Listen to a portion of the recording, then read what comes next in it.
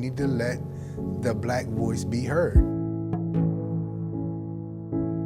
History is not just Black history, it's America's history.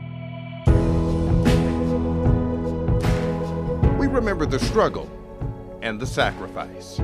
When you see something unjust, you gotta stand up for what you know is right.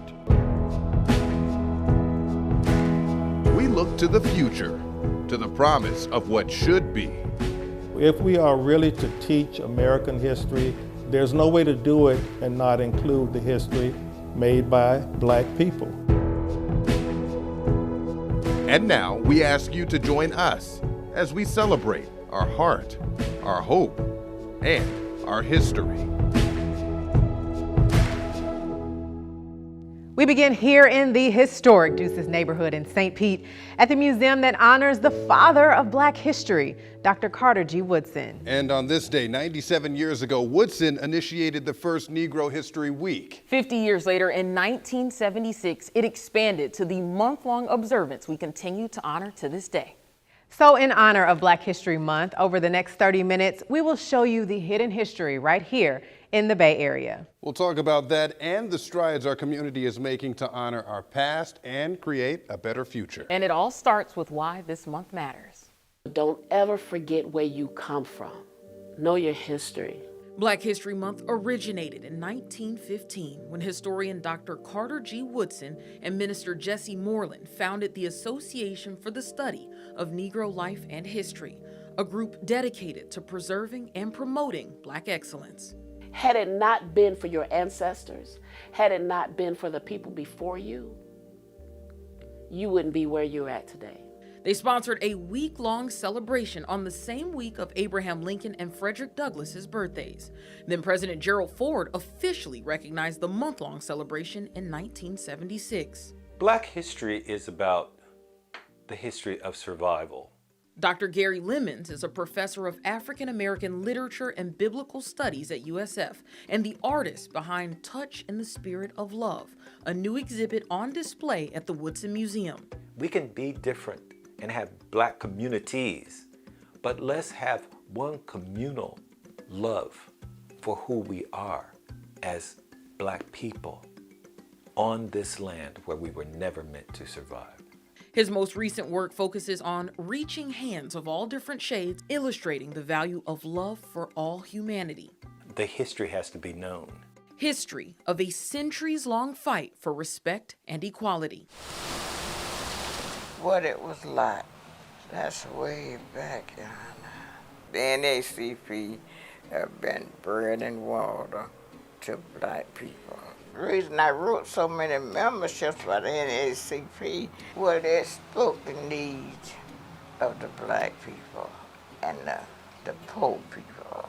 Former educator Queen Miller has been a member of the NAACP for decades. Her grandfather was born into slavery, so she knows the value of freedom and has spent her entire life uplifting her community and preserving Black history. Do you think that people need to know Black history? Oh, yes. I don't know what it's all about. I think the governor said it wasn't necessary. He might have not run into all that lynching and stuff where he was raised at. Are you proud of Black people? Just as proud as I can be. You know, you can't talk about civil rights without also talking about the Woolworth's lunch counter sit-ins. It was the turning point for Tampa, led by a young man named Clarence Fort and high school students. Courtney Robinson took Clarence, as well as one of those students, back inside the historic Woolworths for the first time in decades. Clarence Fort and Arthenia Joyner stepped back inside and took us back in time to February 29th, 1960, the day they marched through Tampa into the FW Woolworth store and sat down at the lunch counter, right about where they're sitting today, with the tile backdrop still in place, where 63 years ago, only white people could sit and be served. We knew that we couldn't, but we decided that we would. Arthenia was just 16, a student at Middleton High School.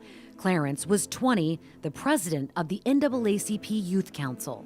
Once we got in here, I took the first seat. and the rest of them filled in around me. Most of them didn't even have money. We couldn't afford the sandwiches, they sold it to us, but they didn't know that. But it was amazing that first day. The first of what would be 5 days of marching, taking a seat at the counter, being refused service, and then leaving. Actually, the second day, the mayor sent the police department, about 8 or 10 officers, and they stood behind us and didn't let anyone get to us. So that was the difference between Tampa and other cities in the South. Peaceful, but not easy. We never got served, We no. never got served. I did have 2 white gentlemen came in, one of them spit on my shoulder. After the 5th day, Tampa's mayor, Julian B. Lane, called. It worked. It worked in Tampa. And that's when Reverend Laurie and the city fathers got together at Mayor Lane. They formed the biracial committee, and they sit down and worked it out. The lunch counters were integrated that September. Was that the turning point for Tampa? I think so. It got it started because we went from here. I think the next move was integrating the buses. Clarence became the first black bus driver for Trailways bus line in Florida. I'm not going to stop fighting for change. Arthenia was jailed in 1963 for protesting segregated theaters. She later became a state senator. A historical marker outside the old Woolworths shares their story for those who will continue the fight for equality. But you still have to challenge the status quo. Change does not occur if you become stagnant. You know, the owner of the building says she has plans to honor its historic significance in the fight for civil rights. You can also visit the Woolworth sit-in marker on the corner of Polk and Franklin Streets in downtown Tampa. So many of these trailblazers have been shaped by the communities where they grew up, communities that fought hard to stay alive even when the odds were stacked against them. Let's head to some of the historic African-American neighborhoods from the past that have shaped what we celebrate today. In a segregated St. Petersburg, where Jim Crow was king and excluded Black people from the world around them, they began to create a world of their own.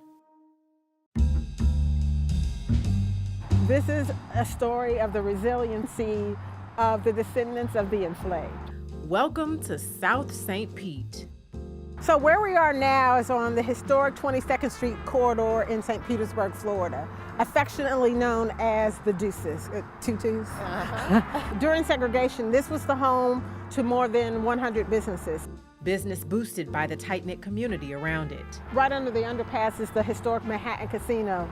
A stop on the old Chitlin Circuit. That's where African-American performers went because the music venues were segregated.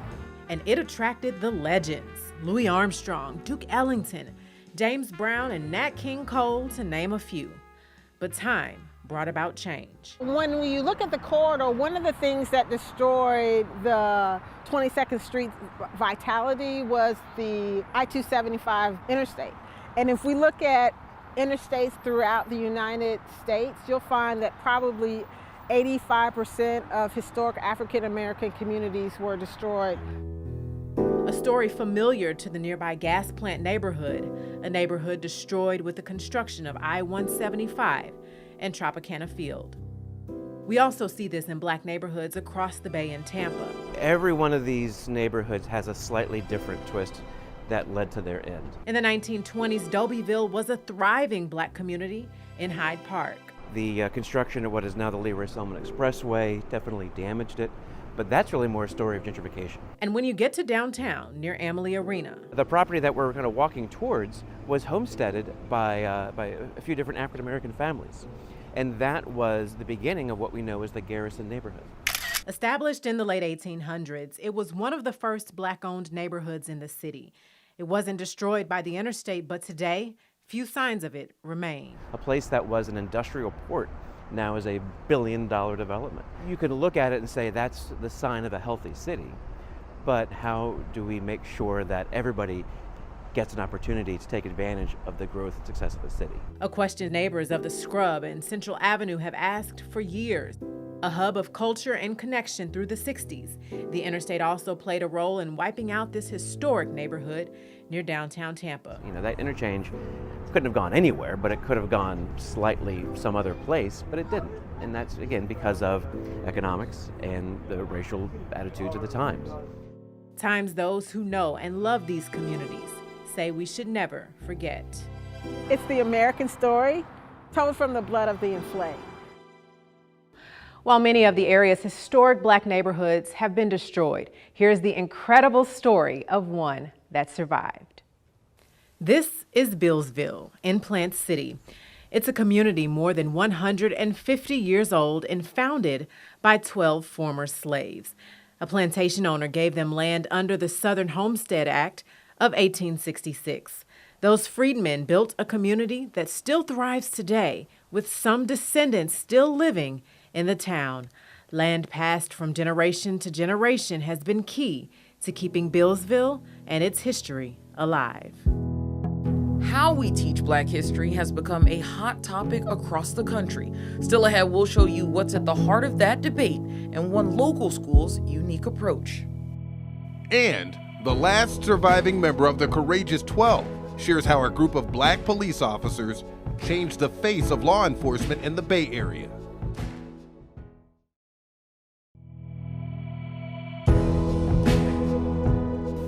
They took an oath to protect and serve. But they say the department they promised to protect did little to protect them. We're talking about Black officers who look to the law of the land for justice.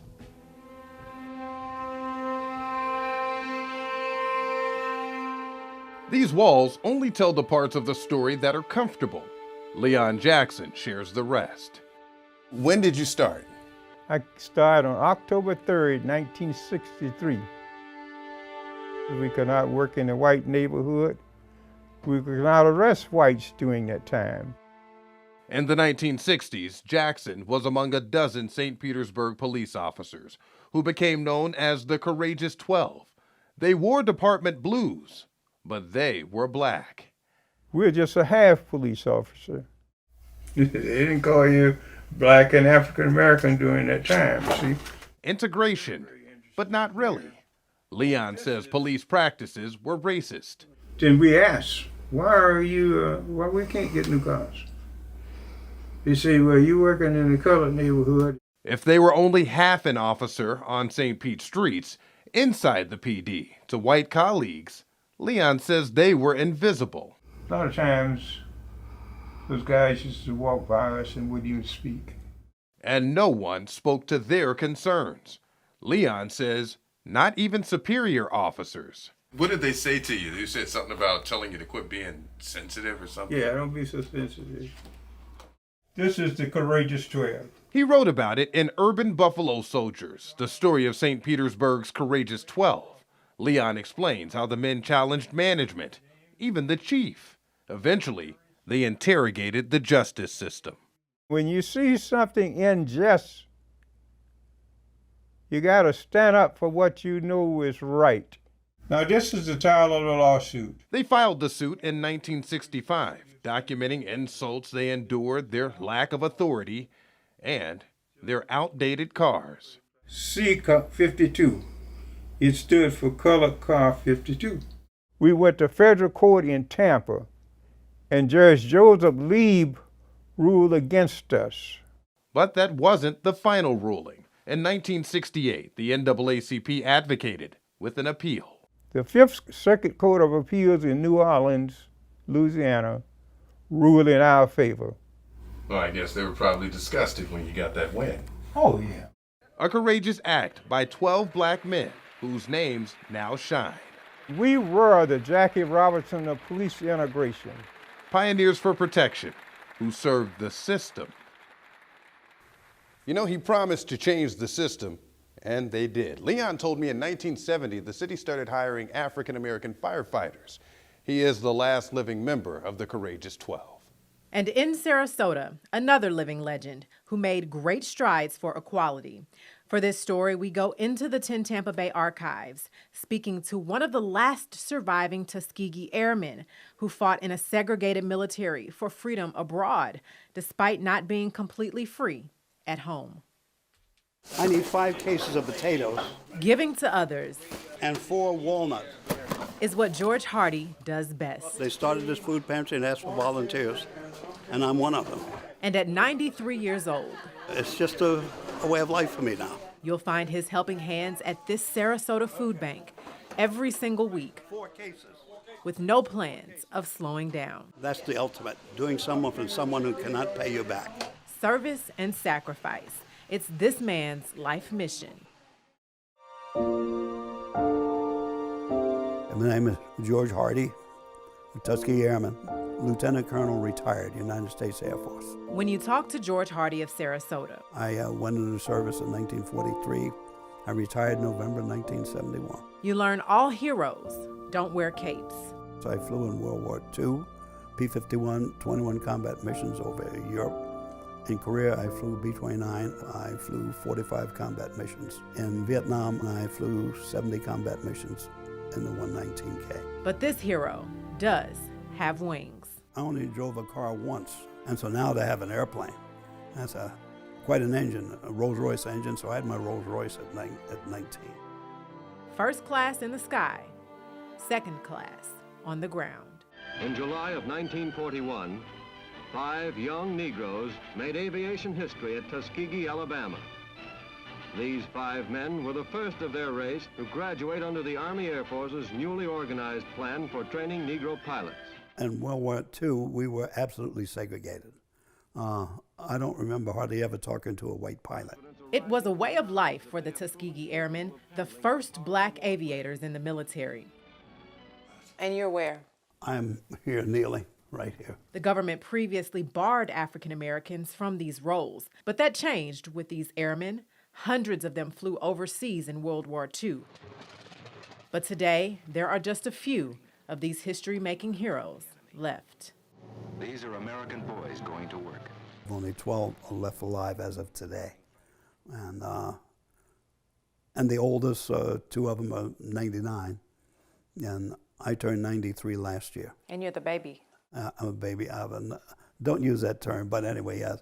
But as Black Americans, their war was twofold, and the Black press rallied around a new Double V campaign, fighting for victory against fascism abroad and for victory against racism at home. We went overseas, we fought, and a lot of the guys died and whatnot. Then we come back, and it's something, you get off the boat and walk down and colored this way and whites that way. So you're back home again, see. Back to the same thing you left, see. One of the most demoralizing moments came while trying to find a home on base for his young family in Texas. I had a housing problem, and I found I was number 2 on the housing list for Carswell. And that afternoon they called me and said, "Are you colored?" I said, "Yes, I am." Why? I couldn't move into base housing. And that's the way life was in the service.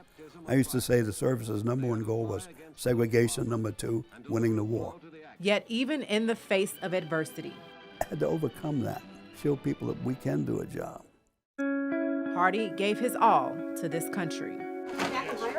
Yeah. A country he made better through his service and sacrifice. It's our country too. We've got to fight for it, no matter what the problems are. Changing how we teach Black history. It's a debate going on across the country right now. And here in the Bay Area, one school is taking learning to a new level by looking back at what is sometimes overlooked. All right, we're about to talk about Black history a little bit. Tell me if you know somebody that was in our history. Jamari. Pictures of Excellence frames their fate. Manifestation School for Learning shows students these giants are just as brilliant as them. Lessons about lesser-known Black folks are honored. This is our daily bread. So anymore, students crave it. I believe everyone should be able to get this information. They get core curriculum, math, humanities, sciences, communication.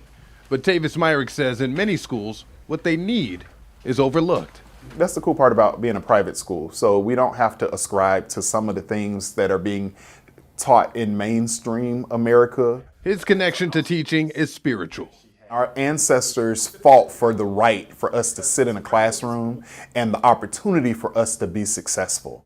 Tavis's school is in Tampa. He opened doors in August of 2022. Kindergarten through 12th grade. It's a micro school, about 30 students, so 1 teacher to 10 kids. Every child, every day. Every child, every day must feel loved. Every child, every day must feel supported. Some of that comes from something of an open book. Officially, I'm a bookkeeper. Okay. Brenda Oshiden grew up in Selma, Alabama. We actually had to integrate a whole school, and that was at 3rd grade. She remembers the bloody 1960s civil rights marches. So with classrooms, she shares. So I kind of just motivate them to use their brain, be passionate about something. I don't think they understand actually being there and having to fight these things day in and day out. Now that I'm learning about them, I understand what they're really doing. We're all human. There's really no such thing as black or white. We're all human. Our future is brighter by what we do with our kids today, by how we teach them, by how we train them, and how we interact with them. History is not just Black history, it's America's history. The bold backdrop for this program. The past is present because the future refuses to forget. You think you could be on someone's wall someday? Yes. You believe that? Yes. Learning our past helps explain the present, but local historians say pushback over conversations about race could threaten progress we have made or could even set us back.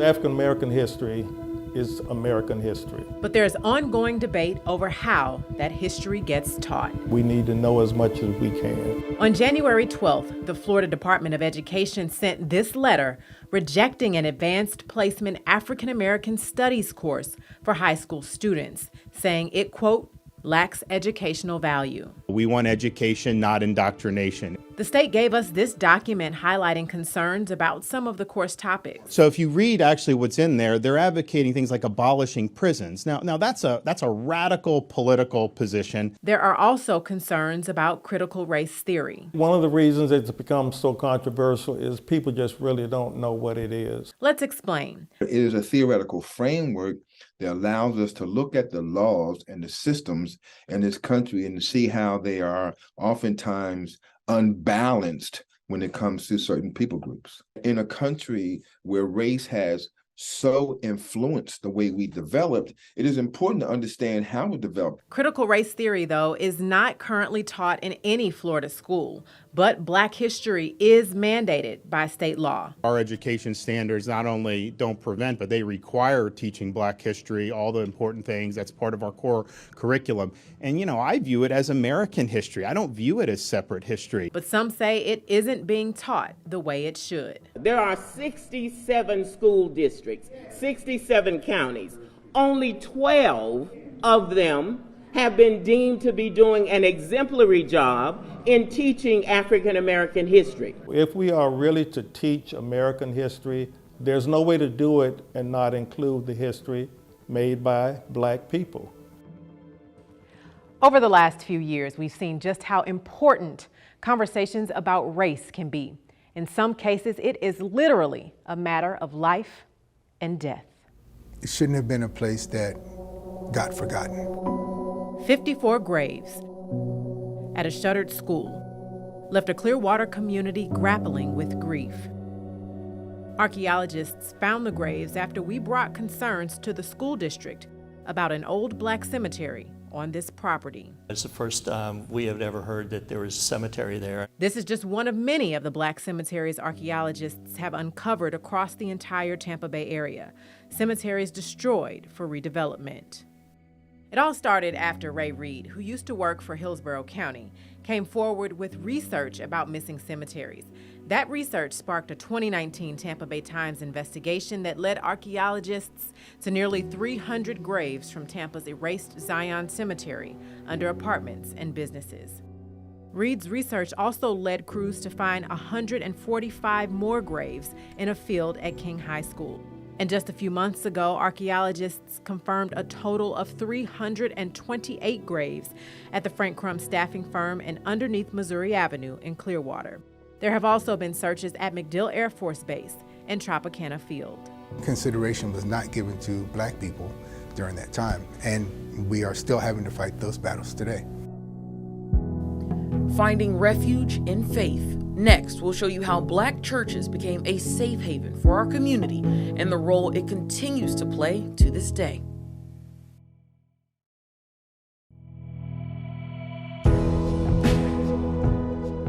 Churches play a vital role in Black history, but they are so much more than places of worship. They offer hope, opportunity, and a sense of community that too often we were not granted. The church was the hub of the community.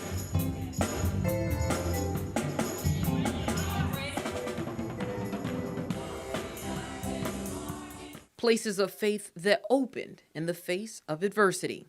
The fact is that when we opened our churches, is because the white church didn't want us a part of that. Reverend Wayne Thompson says since their inception, Black churches like First Baptist Institutional in St. Pete have operated for the Lord in spite of racism. You have to realize that I grew up here in this city, segregated. Everything was separate. And longtime members say through forced moves, 2 pandemics, Jim Crow, and more, generations of this congregation have always managed to stay together. It's like home. It's like home. Family, love, it's all here. And this isn't the only church in St. Pete that's made it through tough times. You can't have community without unity, and the church is a place where that unity represents itself.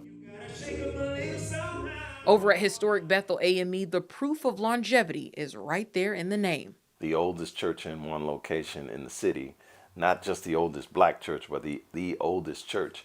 And some parts of the church are more like a museum with century-old artifacts. But Reverend Kenny Irby says Black churches don't just hold history that was once pushed aside, they're a part of it. Dr. King and the Freedom Riders, they were all really committed to using the network of churches, regardless of denominations, right? It was God's house. While the outside world will continue to change, these faith leaders say some things never will. What we do here is often imitated but never duplicated. Nothing changes our faith, nothing changes our approach to worship. It's going to live because of the people that it serves. It's time to let the music play. We'll show you how Tampa became the Harlem of the South and how it inspired one of the biggest names in music.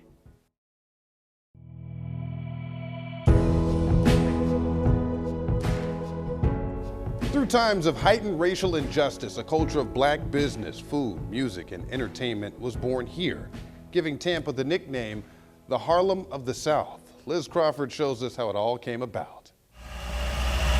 You might have driven by here 1,000 times. Just before the 275 I-4 split, Perry Harvey Senior Park stands in what used to be an epicenter of Black America. I remember the confidence that walking down Central Avenue gave every Black young man and every Black young woman.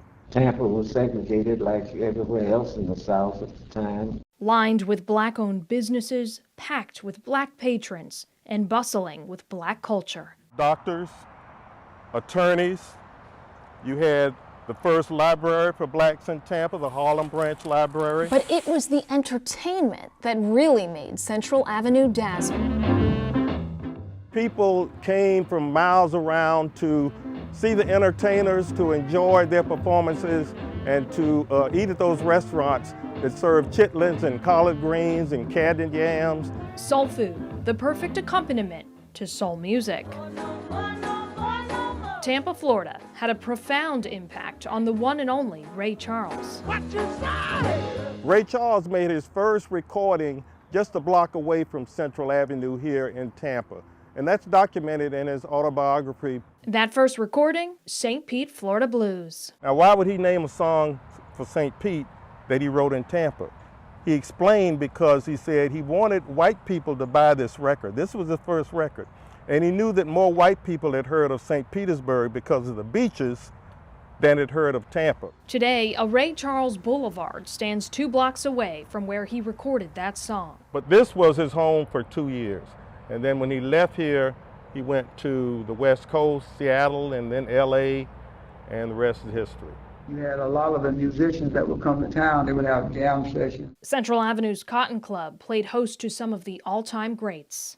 Duke Ellington, who's known worldwide, Ella Fitzgerald. And it wasn't just song. You could do the twist with me, yeah. But that's all it is. It's just twisting your body.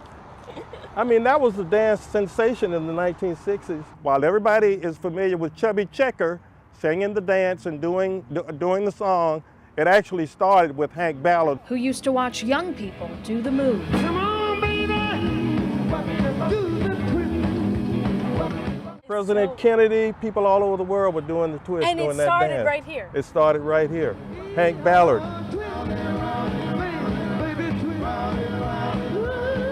Today, the street is gone. It was a little wider than this. But not forgotten. But this is the footprint of the original Central Avenue. A hub of heritage. Tampa was called the Harlem of the South for good reason. A mural remains. So there's Ray Charles at the piano, and there's Ella Fitzgerald at the microphone. You see the man and the woman doing the twist right there. Where the music used to move the soul. But I'm just thankful that I was alive during the heyday of Central Avenue. I saw it firsthand. I know of which I speak. Liz Crawford, 10 Tampa Bay. Definitely a fascinating part of the Bay Area, and you can still enjoy it to this day. And it's just a piece of the Black history that helped build our community. A piece of our heart, our hope, our history.